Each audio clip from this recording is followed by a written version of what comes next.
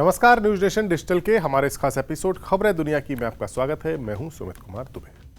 Middle east में Israel और Hamas के बीच तमाम तरह की रुकावटों के बावजूद युद्ध विराम की शर्तें पूरी हो रही हैं। गाजा सीजफायर डील के तहत तय की गई शर्तों के मुताबिक हमास अपनी कैद से बंधकों को बारी बारी करके छोड़ रहा है और इजरायल भी अपनी जेलों में बंद फिलिस्तीनियों को रिहा कर रहा है। इसी के साथ ही नॉर्थ गाजा से विस्थापित हुए शहरियों का भी घर वापस लौटना शुरू हो चुका है या पहुंच चुके हैं। यह गौर करने वाली बात यहाँ पर यह है कि जब इजराइल ने गाजा पट्टी पर हमला किया था तो जो नॉर्दर्न गाजा का पार्ट है वहाँ पूरी तरह तबाही मचाई गई थी और नॉर्दर्न गाजा में रहने वाले लोगों को कह दिया गया था कि वो सदर्न गाजा में या जो राफा बॉर्डर है इजिप्ट के नज़दीक वहाँ चले जाएं। वो पूरा विस्थापित हो गए थे लोग, लेकिन अब इस युद्ध विराम के बाद वो लोग वापस आ रहे हैं। ऐसा माना जा रहा है कि अब गाजा में शांति होगी, अमन की बातें की जा रही हैं, लेकिन ऐसा नहीं है कि इस पूरे इलाके में अमन बन गया हो और सब कुछ शांत हो गया हो। ये मजबूरी में किया गया युद्ध विराम है और अब इस बात की पूरी आशंका जताई जा रही है कि एक बार जब हमास के कब्जे से सभी बंधक छूट जाएंगे तब इस पूरे इलाके में इजराइल के सबसे बड़े ताकतवर दुश्मन मुल्क ईरान के खिलाफ इजराइल का एक्शन शुरू होगा। इसमें अमेरिका भी पूरी मदद करेगा। ये कयास इसलिए भी लगाए जा रहे हैं क्योंकि अमेरिका के नए प्रेसिडेंट बने डोनाल्ड ट्रंप को घोर ईरान विरोधी माना जाता है। जब से ट्रंप ईरान अमेरिका के प्रेसिडेंट बने हैं तब से उन्होंने कनाडा, कोलंबिया या बाकी देशों के साथ संबंधों को लेकर तो बहुत बयानबाजी दी है। रशिया यूक्रेन को युद्ध को लेकर भी काफ़ी बयान दिया है, लेकिन अभी तक ईरान के मसले पर डोनाल्ड ट्रंप ने एक शब्द भी नहीं कहा है। प्रेसिडेंट बनने के बाद, प्रेसिडेंट बनने से पहले अपने चुनाव प्रचार के दौरान वो खूब खुलकर ईरान के खिलाफ बयानबाजी करा करते थे। एक बार उन्होंने यहाँ तक कहा था कि वो नहीं चाहते हैं कि ईरान के पास परमाणु बम हो, लेकिन अब वो प्रेसिडेंट बन चुके हैं और उनकी खामोशी इस बात का इशारा कर रही है कि संभवतः इजरायल और ईरान अमेरिका के बीच में कोई खिचड़ी ऐसी पक रही है जिसमें ईरान को नुकसान हो सकता है। इस बात का आभास ईरान को भी है और उसके विदेश मंत्री ने एक सीधी चेतावनी जारी कर दी है।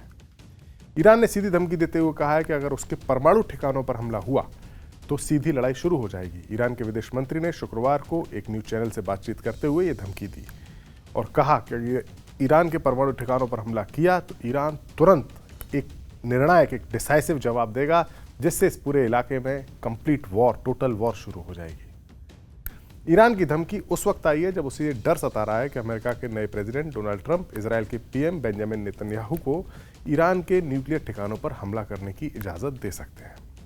असल में हुआ ये कि जब पिछले 1.25 साल से जो जंग चल रही थी, इस जंग के दौरान ईरान और इजरायल के बीच में भी 2 बार ऐसे मौके आए जब ईरान ने मिसाइल स्ट्राइक की और इजरायल ने एयर स्ट्राइक की।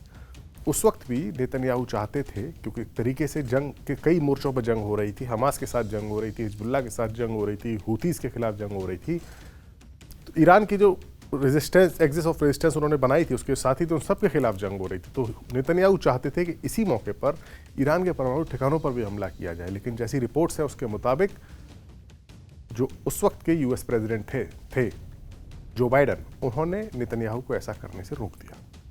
खैर, इजरायल का ये मानना है कि किसी भी तरह से ईरान को परमाणु हथियार हासिल करने से रोका जाना जरूरी है, क्योंकि अगर एक बार एक एटमी ताकत ईरान के हाथ में आ गई तो फिर मिडिल ईस्ट में पावर का बैलेंस बदल जाएगा। जब से इजरायल बना है 1948 से, तब से लेकर अब तक इजरायल ने कई सारे युद्ध लड़े हैं मुस्लिम कंट्रीज के साथ जो एक साथ गठबंधन में लड़ते थे, लेकिन इजरायल कभी भी हारा नहीं है और जीता ही है। और उसने अपने जो ज़मीन उसको दी गई थी, जब उसका देश बना था तो जितनी ज़मीन उसको दी गई थी उससे कहीं ज़्यादा ज़मीन पर आज की डेट में इजरायल बसा हुआ है।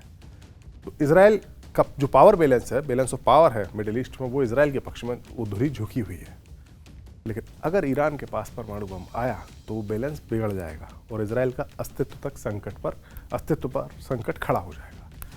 इजरायल के लिए ये मौका बेहद मुफीद भी है, क्योंकि पिछले करीब 1.25 साल में ईरान की पोजीशन कमज़ोर हुई है।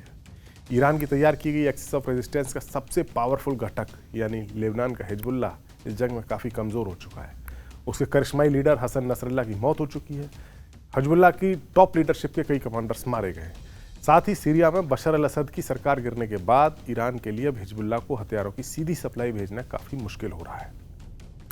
हालांकि इजरायल का दावा यह है कि हिजबुल्लाह को फिर से मजबूत बनाने के लिए ईरान सूटकेसेस में भर भर कर रकम लेबनान पहुंचा रहा है ताकि हिजबुल्लाह को और मजबूत किया जा सके। इसके अलावा ईरान अपनी मिसाइल पावर को भी मजबूत करने के लिए चीन जैसे मुल्क से मदद ले रहा है। अभी हाल ही में खबर आई कि चीन का इसे 1000 टन सोडियम परक्लोरेट ईरान के लिए कार्गो जहाज़ों के जरिए भेजा जाएगा जो मिसाइल के ईंधन का काम करता है।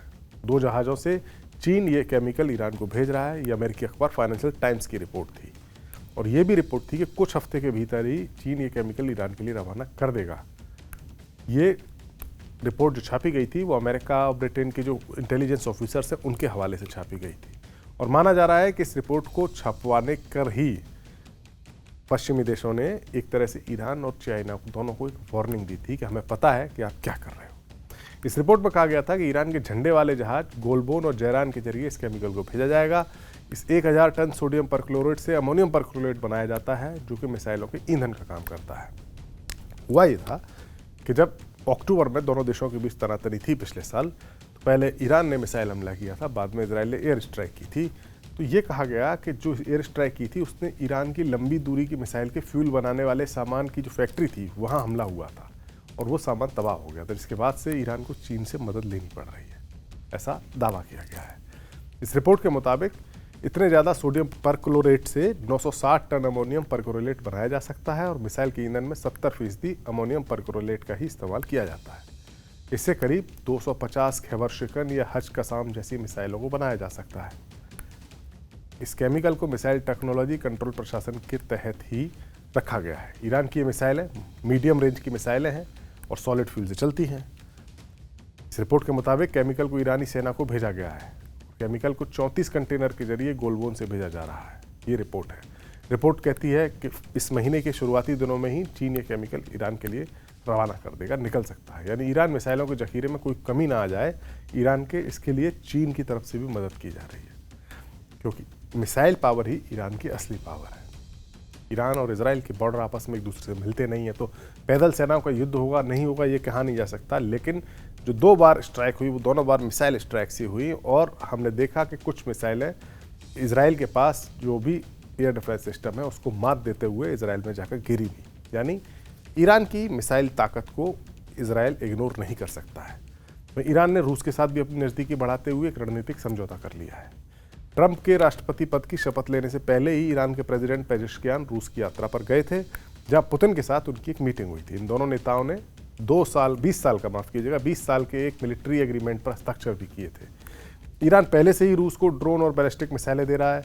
इस समझौते के मुताबिक दोनों देशों में इस बात पर भी सहमति जताएगी कि वो अपने अपने इलाके क्षेत्रों का उपयोग ऐसे काम के लिए नहीं होने देंगे जिससे दूसरे देश को कोई खतरा मौजूद हो। इस समझौते के तहत रूस और ईरान ने मिलिट्री और सुरक्षा खतरों से निपटने के लिए सलाह सहयोग के साथ साथ अपने इलाकों में और उसके बाहर भी जॉइंट मिलिट्री अभ्यास करने का वादा किया या समझौता किया। हालांकि इजराइल और अमेरिका का इस बात से खौफ नहीं है। उनका खौफ इस बात से ज़्यादा है कि ऐसा ना हो कि रूस परमाणु बम बनाने में ईरान की मदद कर दे, क्योंकि अभी तक के जो अनुमान है उसके मुताबिक ईरान परमाणु बम बनाने की प्रक्रिया उसने तेज जरूर की है और उसके करीब भी पहुंचा है, लेकिन अभी तक उसके पास वो फार्मूला नहीं है या वो फार्मूला नहीं है कि इतना यूरेनियम इनरिच कर ले कि वो वेपन ग्रेड यूरेनियम बना दे। वो फार्मूला अभी तक ईरान के पास नहीं आ पाया है, उसके प्रयास जारी है। इनको खतरा ये है इजराइल और अमेरिका को कि कहीं दोस्ती के बाद रूस ईरान को परमाणु बम बनाने का फार्मूला ना दे दे। यही वजह है कि इजराइल जल्द से जल्द ईरान के परमाणु ठिकानों को खत्म करना चाहता है और ईरान अब उस हमले से निपटने की तैयारी करने में जुटा हुआ है। हमारा वीडियो आपको कैसा लगा कमेंट सेक्शन में जाइए और अपनी राय हमें ज़रूर दीजिए। नमस्कार।